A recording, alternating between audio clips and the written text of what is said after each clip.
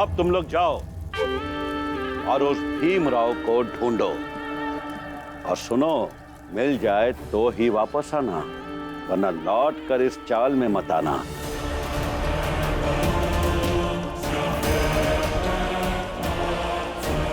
एक बार और सुन लो, बिना भीम के किसी को भी इस चाल में वापस आना मना है। ये बात अच्छी तरह अपने दिमाग में बैठा लो कि तुम सबके पास घर तब होगा जब भीमराव यहां रहेगा। भीमराव नहीं तो तुम सबका घर भी नहीं।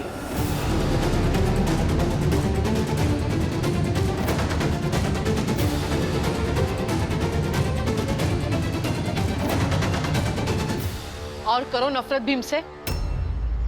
जीवन में तुम लोगों को इस मोड़ पर लाके खड़ा कर दिया है कि अगर तुम्हें कोई वापस अपने घर ले जा सकता है तो वो है हमारा भीम। लेकिन अब मैं चाहूंगी कि वो कभी ना मिले किसी को। बस ए बुढ़िया, चुप कर, निकलो अब।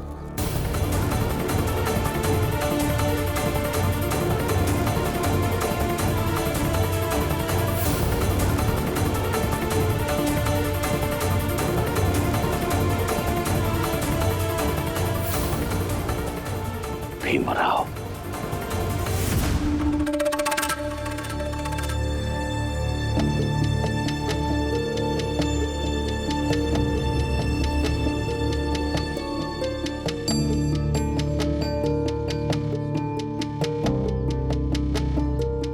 इस प्रचंड देव को ऐसे खुला नहीं छोड़ा जा सकता है। किसी को तो जिम्मेदारी लेनी ही होगी। अभी चारों चिट्ठियां बंबई के उच्च अधिकारियों तक पहुंचाऊंगा, गवर्नर तक भी।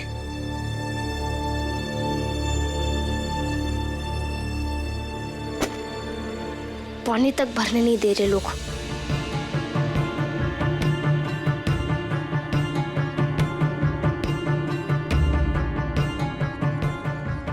सुनिए ना, मंजुला दीदी ने मुझसे एक बार कहा था कि अगर ऊंची जात की औरत की तरह साड़ी पहनकर मैं कुएं पे जाऊंगी तो पानी लेने से कोई रोकेगा नहीं।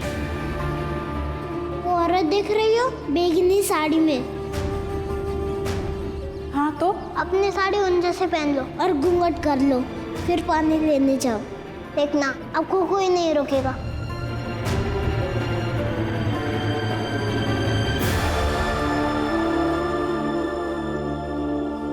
मैं सोच रही थी कि मैं भी उच्च जात की तरह साड़ी पहनकर पानी लेने जाऊं, अगर आपको कोई दिक्कत नहीं हो।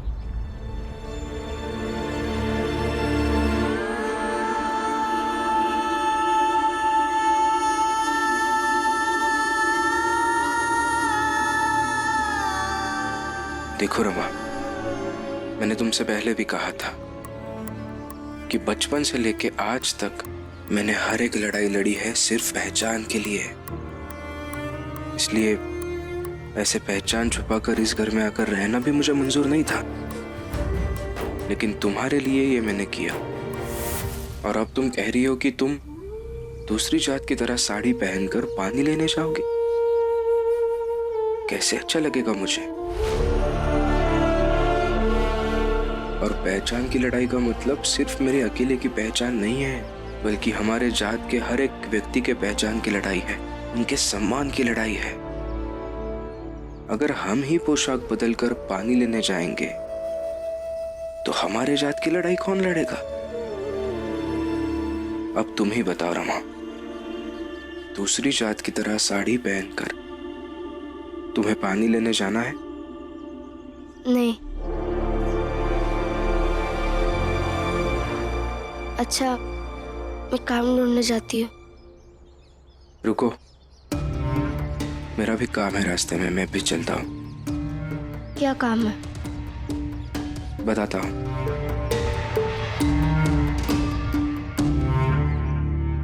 हाउ ये राम जी भी ना गजबे बेटा पैदा किया है।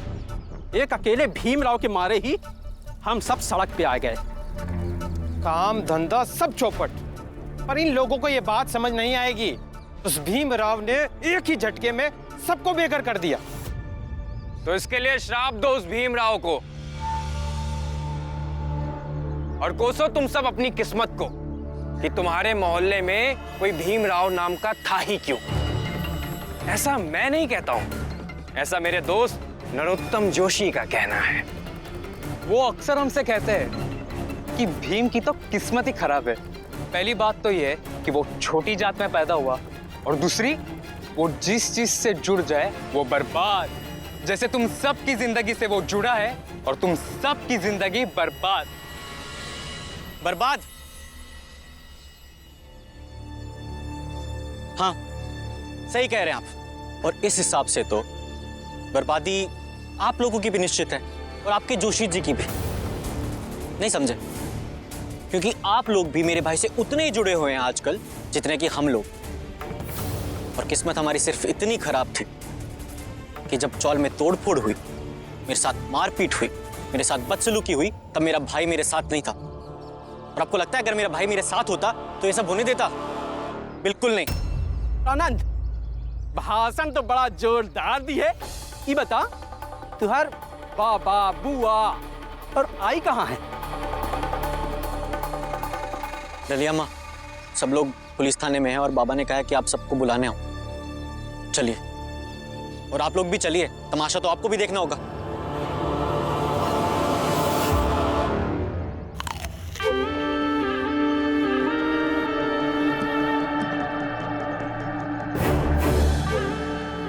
प्रचंड देव जी,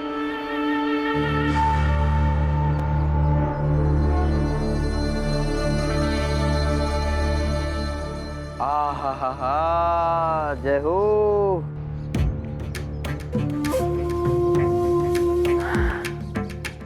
प्रचंड देव जी, धन्य हैं आप धन्य हैं। कैसे इन चौल वालों को इनकी औकात दिखा दी आपने, मजा आ गया। नरोत्तम, इसमें हमने कुछ नहीं किया, ये सब कुछ हमारी पत्नी के उपवास ने किया। इसलिए धन्यवाद अपनी भाभी को करो। ये भी उचित है। भाभी जी, धन्यवाद। अगर पत्नी सही से धर्म कर्म का पालन करे ना, तो पति को सफलता मिलती ही है। अच्छा, तब तो उस भीमराव का असफल होना निश्चित है, क्योंकि उसकी पत्नी रमाबाई धर्म कर्म पर विश्वास नहीं करती। छोटी जात, जिनका जन्म ही पुराने जन्मों के कुकर्मों का फल होता है, वो लोग क्या सफल होंगे?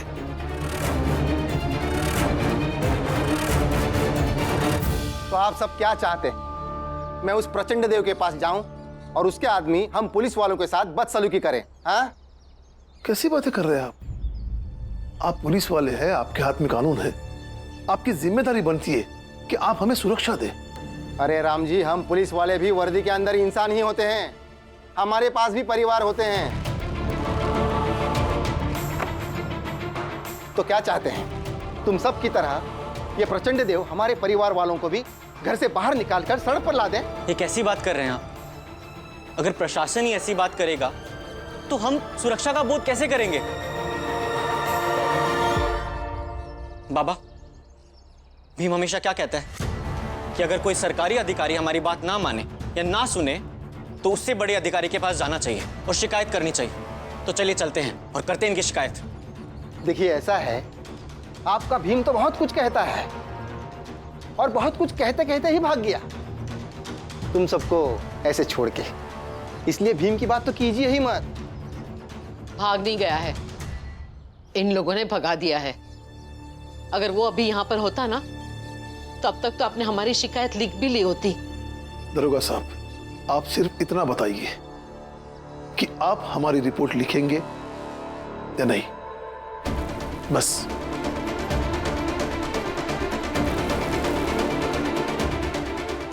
ठीक है, लिखवा दीजिए।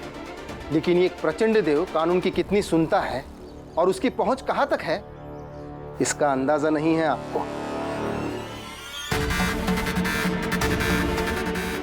नरोत्तम ने सही कहा था, इस राम जी को कैद करना होगा, क्योंकि ये अगर बाहर ऐसे कूदता रहा तो भीम कमजोर नहीं होगा।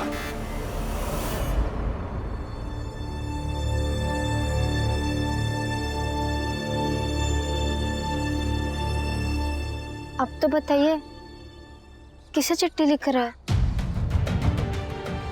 वो प्रचंड देव जिस ताकत का आदमी है, उस हिसाब से मुझे नहीं लगता कि ये दरोगा या फिर स्थानीय प्रशासन कुछ बिगाड़ पाएंगे उसका। इसलिए ये बात उच्च अधिकारियों तक पहुंचाना जरूरी है। उन्हीं को भेजी चिट्ठी। अब जाइए, मैं काम ढूंढने जाती हूँ। चलो, मैं भी चलता हूँ तुम्हारे साथ। कुछ ना कुछ काम मैं भी ढूंढ लूंगा। अब कुछ दिनों से पढ़ाई में ध्यान नहीं दे रहे, बाकी सब काम करते हैं लेकिन पढ़ाई में कोताही। और ये आपकी पत्नी बर्दाश्त नहीं करेगी। जाइए और पढ़िए, मैं काम करने जा रही हूँ और काम करके घर भी चला लूंगी और आपके पढ़ाई का खर्चा भी उठा लूंगी। आपको बस पढ़ना है। रमा, भीम की पढ़ाई का खर्चा तो तुम अब बस छोड़ ही दो। मतलब? मैं कुछ समझा नहीं गुरुजी। भीम, आज रात में तुम मेरे साथ नासिक चलोगे। नासिक में एक बहुत ही भला इंसान है, उसे भी शिक्षा से अधिक प्रेम है और तुम्हारे जैसे मेधावी छात्र को वो छात्रवृत्ति वितरित करते हैं। यदि तुम उत्तीर्ण हुए तो तुम्हारी पढ़ाई का सारा खर्चा वो उठा लेंगे।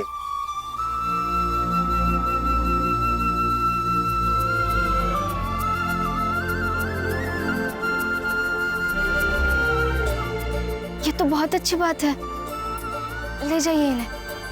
इनका पढ़ाई का रास्ता तैयार हो जाएगा तो बाकी का संघर्ष हम कर लेंगे। तो भीम, आज रात में तैयार रहना।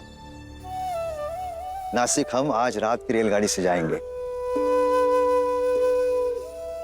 ठीक है गुरुजी। चलता हूं।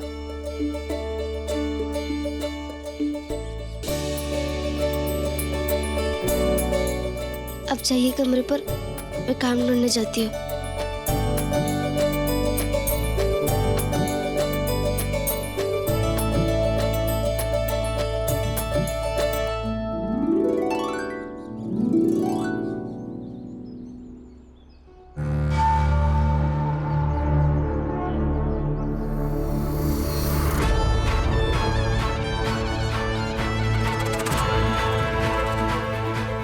ये मौका ठीक है, ये राम जी भी अकेला जा रहा है, इसको पकड़ना जरूरी है।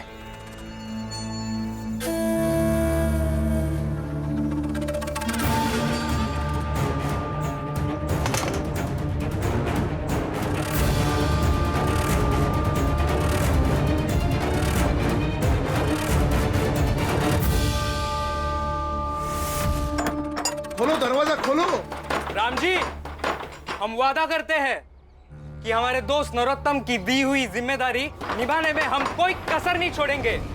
बस तुम ऐसे ही अंदर रहो ताकि हम बाहर का खेल अच्छे से कर सके। खोलो दरवाजा, खोलो। और हम जा रहे हैं तुम्हारे बेटे को प्रचंड देव के चंगुल में अच्छे से फंसाने। ऐसे ही चिल्लाते रहो, पीटते रहो दरवाजा। खोलो दरवाजा, खोलो। खोलो। चलो, खोलो दरवाजा, खोलो। खोलो दरवाजा, खोलो। खोलो। पता नहीं राम जी बेगर बताए कहाँ चले गए। गए होंगे अपने प्यारे बेटे को ढूंढने। चाहे वो जहाँ जाए, अरे उससे हमें क्या? हम अगर ऐसे खड़े रहे ना, उससे कुछ नहीं होगा। मैं तो कहता हूँ चलकर भीम को ढूंढते हैं और उसे पकड़कर प्रचंड देव के पैरों में पटक देंगे और उनसे कहेंगे कि आपको जो करना है बस कीजिए, हमें बख्श दीजिए। सही कह रहे हो भाऊ। ओके बाद प्रचंड देव जाने और जाने भीम के किस्मत। सही कह रहे हो भाऊ। और अब भीम जिया मरे हमें क्या? नटवर, बस अब भीम तुम में से किसी के लिए भी अपनी जान खतरे में नहीं डालेगा। हम उसे ढूंढकर बंबई से बाहर लेकर जाएंगे। और ये क्या तरीका हुआ बात करने का? भीम जिए या मरे, खबरदार जो ऐसा कहा तो। दीदी, इतना क्या गुस्सा हो रही है आप? उनकी व्यथा भी तो सही है ना? जीजा भाई, आज नहीं। अगर आज कुछ कहा ना तो मुझसे बुरा कोई नहीं होगा। तुम लोगों को जो करना है करो। मैं जाकर ढूंढूंगी भीम को। हाँ तो जाओ ढूंढो, लेकिन हम भी भीम को ही ढूंढेंगे और उसे पकड़कर प्रचंड देव के पास ले जाएंगे। अच्छा है आप में इतनी हिम्मत? दिखाइए, ले जाकर दिखाइए।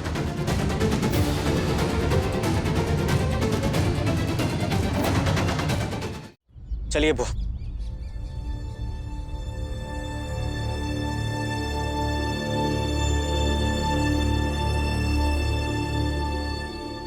सुनो भाई लोग, अब हम सब चल के वो भीमराव का ढूंढत हैं और वो का ढूंढ के ही वापस चाल में जाएंगे, ठीक है ना?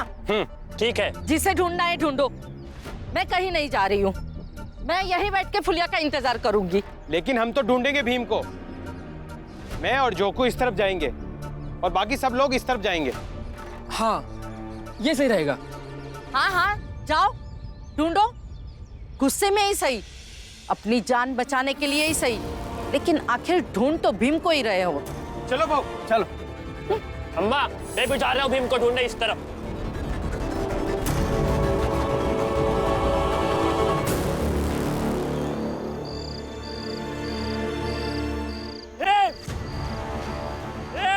भीम! भीम! भीम! भीम!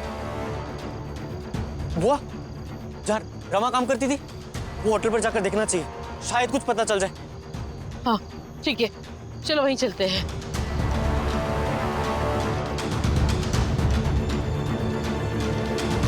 दीदी, हाँ? मैं राम जी को ढूंढने जाता हूँ, वो भी पता नहीं कहाँ चले गए हैं, है ना? मैं इस तरफ जाता हूँ। ठीक है। वो आराम से। भीम! भीम!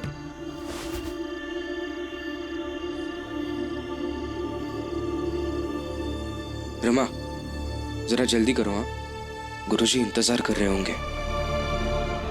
आप अकेले क्यों नहीं चले जाते? कल शाम तक तो आ ही जाएंगे ना। नहीं, तुम्हें ऐसे अकेले छोड़कर मैं नहीं जा सकता, और अगर तुम नहीं आओगी तो शायद मैं भी नहीं जाऊंगा। बहुत जिद्दी है आप, नहीं मानेंगे ना? नहीं मानूंगा। चलो अभी जल्दी चलो।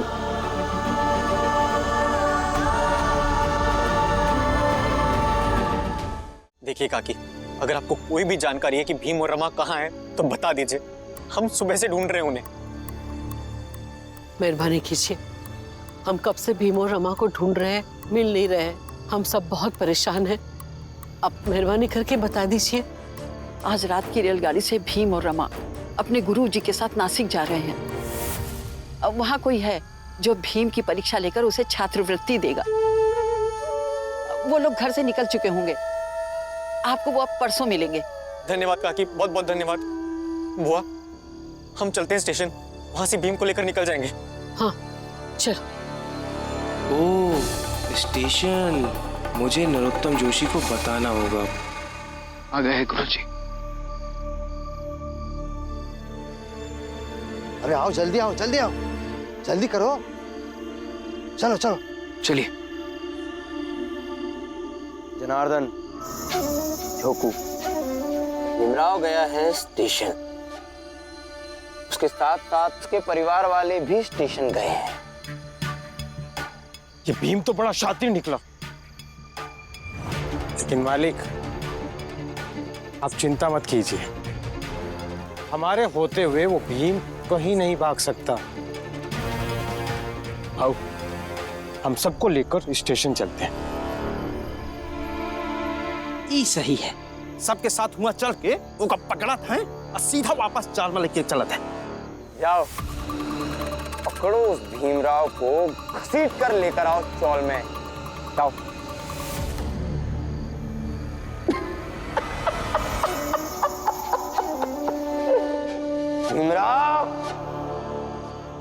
भागकर दिखा इस शहर से।